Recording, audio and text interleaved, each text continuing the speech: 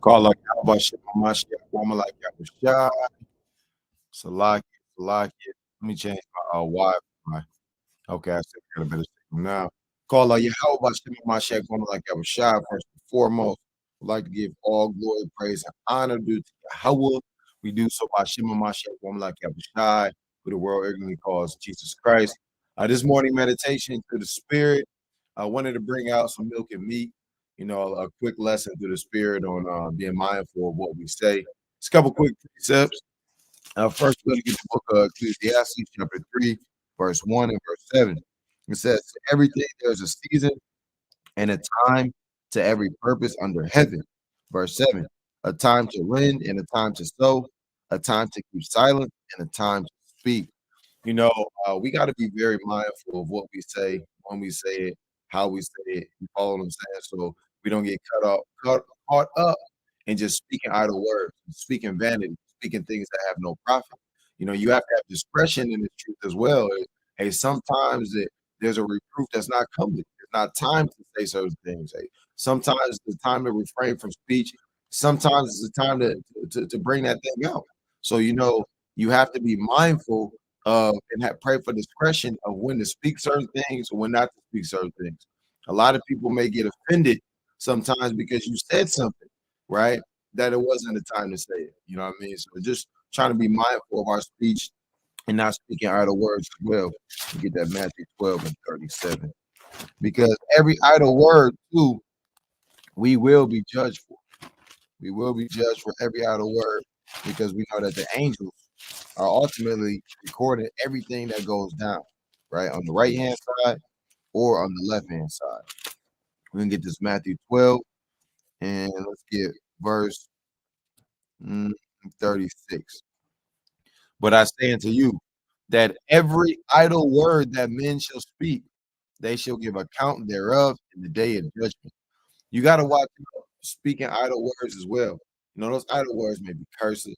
Hey, some people, even in their idle words, may just be spewing out a whole bunch of folly, a whole bunch of foolish, foolish jesting, and all those type of things. What goes into a joking, and not saying that you can have a sense of humor in this truth, but you want to watch out with what is it called? With unprofitable talk. You might be joking about all type of rude things. You know what I'm saying? You might be joking with all type of nasty little jokes and things. You don't want to be caught up in it. Like it say in the book of James, you want to be slow to speak, quick to hear, and slow to wrath.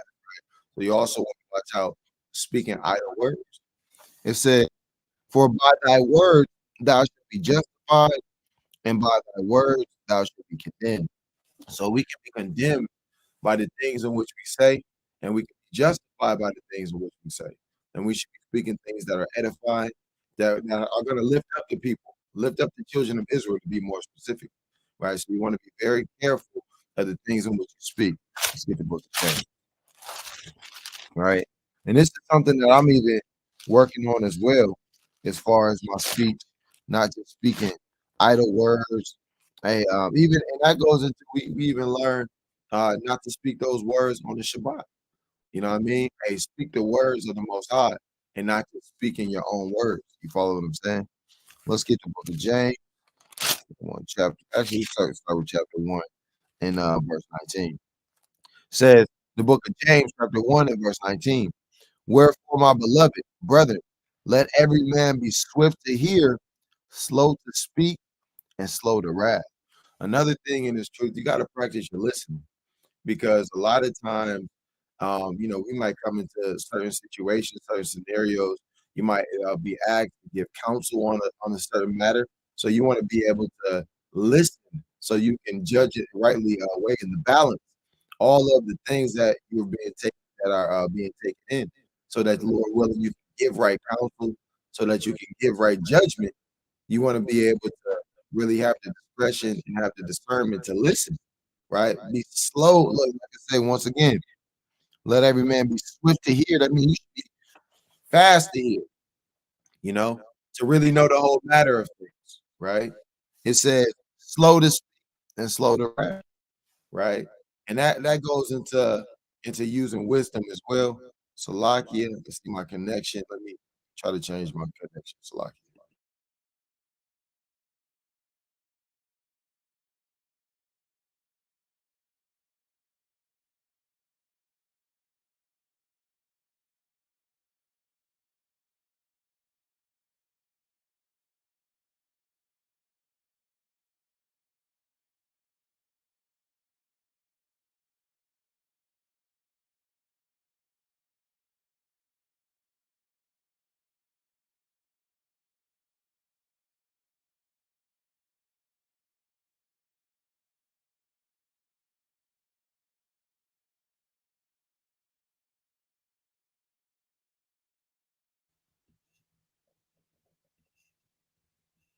Kind, kind. Lord willing, that's a little better on my connection. Salakia, y'all. Internet tripping, looking a little cloudy, so we'll give it a little minute to pop back in. But slow to speak and slow to wrath. Because a lot of times, contention may come from the things in which you say. There may be a scenario where instead of giving a soft answer, you kind of buck up, and now next thing you know, hey, it's wrath and it's contention. So also having the discernment of when you need to turn up, because sometimes it's that time to turn up and give somebody a strong rebuke. It's that time to answer a fool according to his folly, right? And then other times it's time to be more meek and more humble in your response. Let's get that in the book of Proverbs chapter 15, verse 1. All of this is a using, and you gotta pray as well that the Most High um gives you wisdom of how to speak, of when to speak, what things to speak concerning, right? The book of Proverbs, chapter 15 and verse 1. A soft answer turneth away wrath, but grievous words stir up anger. And those grievous words can go into a lot of things, right? Those grievous words can go into a starting a lot of fights. And somebody might ask you something, and you might, hey, it's not that time. You know what I'm saying? Somebody may ask you something that you could have just simply gave, hey, well, brother, sister, hey, it's not that time right now. I don't think that that's profitable. You might, hey, you a damn fool. Get the hell out of my face. Next thing you know, y'all fight, right? Or next thing there's a contentious situation, and now a spirit done hopped off you onto that brother and sister, right? And now that brother and sister is holding a grudge, right? Which is a sin. So all of these things we got to seriously weigh in the balance and try to move off discernment and discretion and things to watch the way that we speak, because the tongue. I want to get this quick reset right quick. It's back in the book of James. The tongue being a small member of the body proceedeth so much evil, right? It says a world of iniquity from the tongue. So you want to be able to watch in terms of how you speak and what you speak about, right? It's the book of James, chapter 3 and verse 5.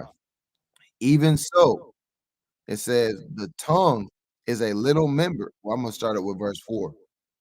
Matter of fact, this whole chapter is good. I'm gonna start with verse 2. For many things we offend all. Hey, there's many things that you can offend somebody in. If any man offend not in word, the same is perfect. It's like if any man offend not in word, the same is a perfect man, and able also to bridle the whole body. It's showing you that it's a blessing of the Most High to have that self control, that spirit of self control, where you have not offended anybody. In the book of Sirach, chapter 19, I believe it says, "Hey, who is there that have not offended with the tongue?" Paraphrasing, right? It says, reading on in the book of James, chapter 3, verse 3. Behold, we put bits in the horse's mouth that they may obey us, and we turn about their whole body. And you think if you ever rode a horse before, they got the bit on Brit that goes in the horse's mouth. And I think as you pull on the rein, it kind of puts pressure and makes the horse move. A big horse. You got to think some of these horses, you got stallions, you got what is it called? The Clydes. I think it's called Clydesdale horses. Big, strong animals, but you control the whole body of the horse by pulling the reins on his mouth, right? It says, Behold also the ship, which though they be so great and are driven of fierce winds, yet are they turned about with a very small helm, whithersoever the governor list. So if you think about a ship, I don't know if brothers and sisters ever seen one of them long, long carnival cruise ships, all right, even the damn Titanic, right? All matter of cargo ships, they got just a little helm, normally a little rudder that's kind of directing and turning the ship, this big ship, right? It says, verse 5, even so, the tongue is a little member and boasteth great things. Behold, how great a matter a little fire kindleth. So when you think about the tongue can a bless, the tongue can curse. And look how big our bodies are. We got big, strong muscles. We got your head, your brain, your torso, your leg. You got many members in the body, but here this little tongue, right, can spew forth so much trouble, can start a big fire. If you think about a little spark, how that little spark can engulf something that totally inflames. And that's the similitude in terms of how our tongues, which once again being mindful of what you speak, right? And you can be blessed from the things you speak, or you can be cursed from the things you speak, right? As I say, the power of life and death is in the tongue, right? I think that's what is that? Proverbs 18 and 20, right? So it says, even so, the tongue is a little member and boasts a great thing. Behold, how great a matter a little fire kindleth. And the tongue is a fire, and the tongue is a fire, a world of iniquity. A world of iniquity is the tongue. You got to think about that. This Most I said that hey, God so loved the world in John 3:16. Hey, then he said that the children and we know that that world is Israel, right? We know in Isaiah, what I believe is the 45th chapter, 45 and 17, I believe, right? Hebrews 1 and 2. We have multiple precepts that talk about the world, right? When you think about a world, you think about a big manifestation of something, whether it's a cosmos, a order, a government, right? Whether you're talking about the physical inhabited world. So when you think about a world, there's many components of a world. It says the tongue is a world of iniquity. And we know iniquity is sin. So your tongue can get you to going off, right? To transgressing the law of the Most High God, of Yahweh Yahushua. And the tongue is a fire, a world of iniquity. So is the tongue among our members, that it defileth the whole body, and setteth on fire the course of nature, and it is set on fire of hell. And the tongue can get you destroyed. And we know that hell goes into Sheol, goes into the grave. As many people who are in the grave to this day because of the things that they spoke. And they might have spoke a word fitly out of season. And that word kindled strife. And that strife kindled contention. That contention led to an altercation. And that altercation now got them dead. Right? Hey, you got a lot of Israelites dead and in jail. A lot of families destroyed because of the tongue. Hey, the tongue spews forth false doctrines. It's a lot of people who confound it right now in false doctrines of Islam, and false doctrines of Christianity, and false doctrines of what do they call it? The conscious cosmic community, because the tongue is spews forth lies. The tongue spews forth misinformation. There's a lot of things that you got to weigh in balance. That's why when we brought out that James 1 and 19, it says, "Hey, be swift to listen." You got to listen to what's going on, and you have to be able to have that spirit of discernment to chop it up. It's sometimes in small bits and digest and spew out the things that are unprofitable, right? Read it on. It says, "For every kind of beast and of bird and of serpent and of things in the sea is tamed and have been tamed of mankind. But the tongue can no man tame. It is an unruly evil full of deadly poison." Now, really reflect upon that, man. As you see the O.F.I lions in the back, man has literally tamed lions. I don't know if y'all family y'all ever been to a circus, You see damn lions, they jumping through rings of fire, right? You see lions, you see elephants. They tame a big 12-ton elephant to stand on one damn leg on a little box, right? You see all manner of you see the little snake charmers taming poisonous snakes. All manner of wild beasts have been tamed by man, but yet man cannot tame the tongue. And this is why we gotta pour the things within our spirit that are edifying by teaching the word, hearing the word, digesting the word, so we can be built up, so we can cast down wicked imaginations, wicked thoughts, and wicked concupiscences, and those things, so we can spew forth things of righteousness. Host, right? You should read the rest of this James the third chapter. It goes in a lot on the tongue. But I want to grab this quick precept to wrap it up real quick through the spirit. Just Proverbs 18 and 21. It's the book of Proverbs, chapter 18 and verse 21. And it reads, Death and life are in the power of the tongue, and they that love it shall eat the fruit thereof. So just remember, family, hey, you can speak words of life, you can speak words of death, all from the same tongue, right?